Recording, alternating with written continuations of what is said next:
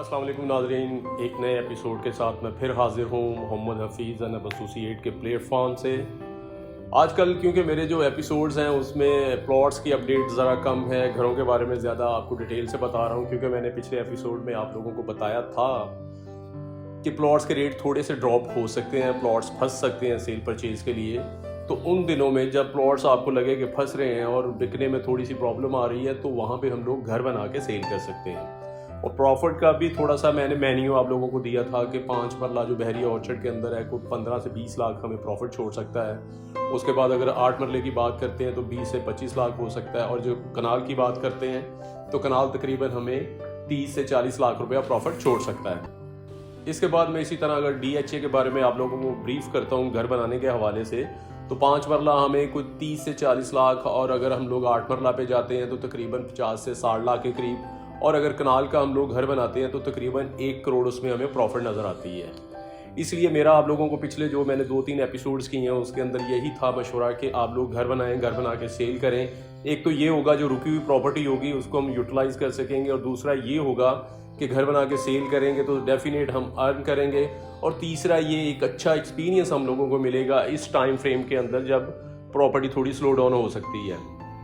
इसके बाद मैं अब बात करता हूँ कि अगर हम लोग घर बनाने का जब प्लान करते हैं, हमेशा से ये वतीरा रहा है कि जब हम लोग घर बनाते हैं और कोई गलत घर बन जाता है, फॉर एग्जांपल गलत घर बन जाता है, तो उसका सबसे ज़्यादा जिम्मेदार सिर्फ एक शख्स होता है। अक्सर हम लोग होता क्या है कि हम लोग कह देते हैं जी ये बिल्डर ठीक नहीं था, इसने मटेरियल ठीक नहीं था, इसमें बनाने वाले मिस्त्रियों ने अच्छा काम नहीं किया, उसके बाद सेंट्री वेंट्री का काम ठीक नहीं हुआ। नहीं, सबसे पहले मेन जो बंदा होता है जो घर बनाने के अंदर गलत घर बना बैठता है वो होते हैं आप खुद। ऑनर जो घर बना रहा होता है, वो डेवलपर्स जो घर बना रहा होता है, वो बिल्डर्स जो घर बना रहा होता है, क्योंकि हम लोग उन्हें घर बना के सेल करना होता है। घर बनने के एंड पे हम लोग कहेंगे ये हो गया, वो हो गया, ये मसले हो गए, फलां मसले हो गए। हमें ये सब चीज़ों को देखते हुए खुद से डिसीजन लेना होता है कि हम घर को इस तरीके से बनाएं। 12 बार सोचें, 2 दिन लें, 10 दिन लें, 1 महीना लें, सोचें, आर्किटेक्ट के साथ बैठ के सोचें, डेवलपर के साथ बैठ के सोचें, बिल्डर्स के साथ बैठ के सोचें, ठेकेदार जो हायर कर रहे हैं उसके साथ बैठ के प्लान करें, अच्छे तरीके से काम को देखें। इन सारी चीज़ों को लेते हुए आज का जो मेरा एपिसोड है उसी के बारे में, ताकि मैं आप लोगों को ब्रीफ कर सकूं कि जहां पे फॉल्ट आप लोगों का खुद का होता है कि घर बनाने में आप लोग गलतियां जो करते हैं उनको, उसके बारे में थोड़ा सा मैं आपको ब्रीफ कर दूं। उसके बाद जो भी इश्यूज आते हैं घर बनाने में कि अच्छा घर हम लोग नहीं बना पाते, उसके बारे में भी थोड़ा सा मैं आप लोगों को ब्रीफ करना चाहता हूं कि इश्यूज और प्रॉब्लम्स कहाँ कहाँ होती हैं। सबसे पहले जो मेन फॉल्ट होता है वो हम लोग आर्किटेक्ट को जब साइन कर रहे होते हैं, जब उसके साथ एक एग्रीमेंट करते हैं कि हमें इस तरह की ड्राइंग चाहिए, उसमें प्रॉब्लम आता है। हम लोग क्या करते हैं, हम लोग एक तो पैसे बचाने की कोशिश करते हैं, दूसरा हम लोग उस तरह का आर्किटेक्ट ढूंढ लेते हैं जो बहुत ज़्यादा फेम होता है, वो पहले से इतना मशहूर होता है, उसका काम पहले से बहुत अच्छा होता है, उसको इतने पैसों की ज़रूरत नहीं होती। वो क्या करता है, कॉपी पेस्ट करता है, उसके पास एक पुरानी ड्राइंग बनी होती है, वो उसी को उठाता है, उसी को 1-2 चेंजिंग करके आपको कहता है ये लें, ये आप जाके घर बना लें। इस तरह के आर्किटेक्ट से आपको बचना होगा, ताकि कोई आप नॉर्मल आदमी को पकड़ लें जिसको काम का शौक हो, पैशन हो कि मैंने कोई अच्छा काम करना है, उसको हायर करें, उससे आप लोग काम करवाएं। 1, 2, 3, 4, 6 मीटिंग्स करें उसके साथ बैठ के, ताकि जब आप ड्राइंग फाइनलाइज कर लें तो फिर आपको कल को ये ना कह सकें कि ओहो ये तो हमने सही तरीके से इसको बंदे के साथ मीटिंग नहीं की, ये कोई अच्छा आदमी नहीं था, ओहो इस तरह के तो घर मैंने लातादाद देख लिए हैं, ये तो सेम एक ही है। और उसके बाद ये भी होता है जब घर बन जाता है उसके बाद इश्यूज आते हैं। ताकि इन सारी चीज़ों को देखते हुए हमने सिर्फ एक ही पॉइंट पे जाना है कि हमें आर्किटेक्ट एक अच्छा ढूंढना पड़ेगा। उसके लिए ढूंढ लिया, ड्राइंग हमारे हाथों में आ गई, उसके बाद हमें डेफिनेट एक अच्छा ठेकेदार चाहिए जिससे हम लोग अपना घर बना सकें। अब यहाँ पे भी छोटे से इश्यूज आते हैं, हम लोग उस वक्त भी कंप्रोमाइज़ कर रहे होते हैं। जो हमें सबसे कम रेट पे साइन करता है या रेट्स पे हमें कहता है जी मैं सबसे कम रेट पे आपका ये प्रोजेक्ट कर दूंगा, तो आप बड़े हैप्पी होते हैं कि वो अच्छा मैंने को 30 रुपये पर स्क्वायर फीट बचा लिए हैं। आप बचा नहीं रहे होते, आप उसको बाकायदा लॉस कर रहे होते हैं। आर्किटेक्ट के बाद हमें कोई मेन बंदा अगर चाहिए होता है तो वो डेफिनेट हमें एक अच्छा ठेकेदार चाहिए होता है। उसमें भी हम लोग जब ठेकेदार के साथ मीटिंग करते हैं तो तब हम लोग प्लान क्या करते हैं कि अच्छा थोड़े पैसे बच जाएं, अच्छा एक ये है बहुत बड़ा ठेकेदार है, बहुत ज़्यादा घर बना रहा है, ये भी एक इशू होता है। आप खुद सोचें कि फॉर एग्जांपल आपने उसके साथ मीटिंग की, रेट है 400 450 पर स्क्वायर फीट, आप उसके साथ डील कर लेते हैं 375 या 400 में, तो वो किस तरह मैनेज करेगा? डेफिनेट वो आपके साथ कोई ना कोई मसला पैदा करेगा। या तो वो आपसे एडवांस लेकर निकल जाएगा, या आपको काम करने के दौरान तंग करेगा, कभी आ गया कभी ना आया। आपका घर जो 3 से 4 माह के अंदर बनना है वो 1 साल पे ले जाएगा। और उससे फ़र्क क्या पड़ेगा, मटीरियल्स के जिस तरह रेट्स बढ़ रहे हैं, लेबर के रेट्स बढ़ रहे हैं, तो वो आगे ले जाएगा, फिर आपके पास फड्डा डालेगा कि जी ये 400 में मेरा आपके साथ तय हुआ था, रेट्स बढ़ गए हैं, मटीरियल बढ़ गया, तो आप 450 में मेरे साथ इसको दोबारा से एग्रीमेंट कर लें। उसमें भी डेफिनेट फिर आपका लॉस होगा। उसके बाद ज़्यादातर ये भी होता है कि वो ठेकेदार जो आपसे कम रेट्स पे काम करेगा वो आपको गंदा काम करके देगा। वो वाले मिस्त्री लगाएगा जिनको काम भी नहीं करना आता, जो मजदूरी करते करते वो एकदम से उनको कहेगा कि आप दीवारें लगाना शुरू कर दें। उसमें भी वो दीवारें जो टेढ़ी मेढ़ी लगेंगी तो जाहिर है वो भी आपका लॉस है। ठेकेदार को ढूंढते हुए, ठेकेदार को ज्वाइन करते हुए आप ये ज़रूर याद रखा करें कि हमें किस टाइप का बंदा चाहिए। मेरी नज़र में आपको ठेकेदारी करते हुए वो बंदा रिक्वायर्ड होना चाहिए जो थोड़ा कम काम कर रहा हो और अच्छा काम कर रहा हो और मुनासिब रेट पे कर रहा हो। ये नहीं कि सस्ते रेट पे कर रहा हो, ना बहुत महंगा हो ना बहुत सस्ता हो, मिड में कहीं हो तो उसके साथ आप डील कर सकते हैं। उसके बाद मैं बात करता हूँ कि हम लोग मटीरियल वाइज हम लोग होता गया है कि हम एक घर शुरू कर लेते हैं। घर शुरू करने के बाद हम लोग वहाँ पे हमारा प्लान होता है कि अच्छा यार कुर्सी लगाएंगे वहाँ प्लॉट के ऊपर, तो लोग खुद ब खुद आना शुरू होंगे, ईंटें आ जाएंगी, सीमेंट आ जाएगा, रेत बजरी हर चीज़ मौके पे पहुंचना शुरू हो जाएगी। आप इसको भी थोड़ा सा देखें कि जो मटेरियल आपके पास पहुंचेगा आपको तो उसके बारे में होना नहीं है कि वो किस टाइप का होगा। होना तो ये चाहिए कि आप जाएं, खुद से विजिट करें एरियाज़ को, ईंटों का भट्टा को ढूंढें, उसके बाद सीमेंट की शॉप को देखें, बजरी की चीज़ों को देखें, दूसरे लोगों से मशवरा करें जो आपके सर्कल के अंदर घर बना रहे हैं, ताकि आपको मटीरियल के बारे में थोड़ा बहुत पता चले कि हमें किस तरह का मटीरियल चाहिए।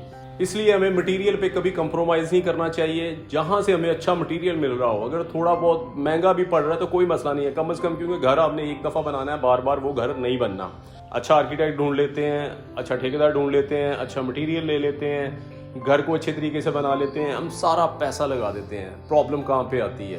प्रॉब्लम आती है एंड पे जब हम लोग सेंट्री वाला ढूंढते हैं, जब हम अपने इलेक्ट्रिक काम करने के लिए जितना भी वायरिंग वगैरह घर पे होनी है उसके लिए हम लोग नॉर्मल बंदे को ढूंढ लेते हैं जिसको काम की बिल्कुल समझ नहीं होती।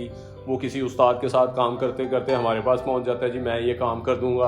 अगर लेट्स सपोज कोई बंदा आपसे उसका 1 लाख रुपए चार्ज कर रहा है तो आप उसको कोशिश करेंगे, अच्छा ये बिल्कुल नया है तो आप उसको 50,000 दे दें। जो आपकी वायरिंग वगैरह का काम करेगा बिजली का, आप उसको कोशिश करेंगे कि 50,000 रुपया दे दें, उसके अंदर ये दोनों काम करवा लें। मुझे कभी ये समझ नहीं आती कि लाखों रुपए आप लोग लगा चुके हैं मटेरियल पे, ठेकेदार को दे दिए, आर्किटेक्ट को दे दिए, जब मेन बंदा जहाँ पे घर ने ख़राब होना है उस मेन बंदे को ढूंढते हुए आप पैसे बचाते हैं। खुदा के लिए जब भी आप लोग घर बनाएं, एक अच्छा सेंट्री वाला और एक अच्छा इलेक्ट्रिक का जो काम कर रहा हो उसको ढूंढें, काम को चेक करें, लोगों से पूछें कि ये किस तरह का काम करने वाला बंदा है, ये कंप्रोमाइज़ करेगा, अच्छा काम करेगा या बस समेट के निकल जाएगा। उसके बाद ढूंढते फिरें फिर लोगों को, दीवारों को खुदवाते फिरें, वो आपके फर्श को खुदवा देगा पकड़ के कि जी यहाँ पे कोई इश्यूज आ गया, पाइप के अंदर पाइप लीक हो गया, सीपेज नज़र आएगी और दम दम घुटेंगे आप। उससे बेहतर है कि जब भी इलेक्ट्रिक का काम करना हो, जब भी सेंट्री का काम करना हो, प्लीज़ प्लीज़ प्लीज़ अच्छे बंदे ढूंढें, वहाँ पे कंप्रोमाइज़ बिल्कुल ना करें और कभी कंप्रोमाइज़ ना करें। जो मर्जी हो, आपका दोस्त कह दे कि ये बड़ा अच्छा काम कर रहा है, आपका ठेकेदार कह दे ये बड़ा अच्छा काम कर रहा है, खुद से चूज़ करें उस बंदे को, ताकि आप बड़े से बड़े नुकसान से बच सकें। और उसके बाद एक मेन पॉइंट जो होता है इस सारे प्रोसीजर के अंदर ठेकेदार भी अच्छा काम करेगा, इलेक्ट्रिसिटी का काम करने वाला भी अच्छा करेगा, सेंट्री वाला भी करेगा, मटेरियल ठीक मिलेगा, आर्किटेक्ट ठीक काम करेगा, वो तभी सब कुछ ये मुमकिन होगा जब हम इस सारे काम को अपनी आंखों के सामने होता हुआ देखेंगे। बिल्कुल वो नवाब बनने की जरूरत नहीं है, राजा साहब बनने की जरूरत नहीं है। जब ड्राइंग बनने से लेके घर कंप्लीट होने तक आपको एज सुपरवाइजर आपको पूरे काम पे ध्यान रखना पड़ेगा। रोजाना की बुनियाद पर आपको वहां का विजिट करना पड़ेगा, रोजाना की बुनियाद पर मटेरियल चेक करना पड़ेगा, रोजाना की बुनियाद पर आपको मिस्त्री और ठेकेदार के साथ मीटिंग्स करना पड़ेगी। रोजाना की बुनियाद पर आप सारी चीज़ों को चेक करेंगे तो आपका घर एक अच्छा घर बनेगा। हर वो बंदा जो आपके घर को विजिट करेगा वो आपके बनाए हुए घर को पसंद करेगा, जैसे ही वो विजिट करेगा उसको फाइनल कर देगा आपके साथ। और मैं आपसे ये शर्तिया कहता हूँ, जिसको टोटल आप अपनी सुपरविजन के अंदर उस घर को बनाएंगे तो डेफिनेट वो घर आपको मार्केट के घरों से 5 से 10 लाख रुपया ज्यादा प्रॉफिट देगा। और अगर आप मौके पे नहीं होंगे, आप विजिट नहीं करेंगे, आप मटीरियल नहीं देखेंगे, आप ठेकेदार से मीटिंग नहीं करेंगे, आप सारी चीज़ों को चेक खुद से नहीं करेंगे, तो आपका घर मार्केट से 5 से 10 लाख रुपया नीचे बिकेगा, वजह आपका ध्यान ना करने।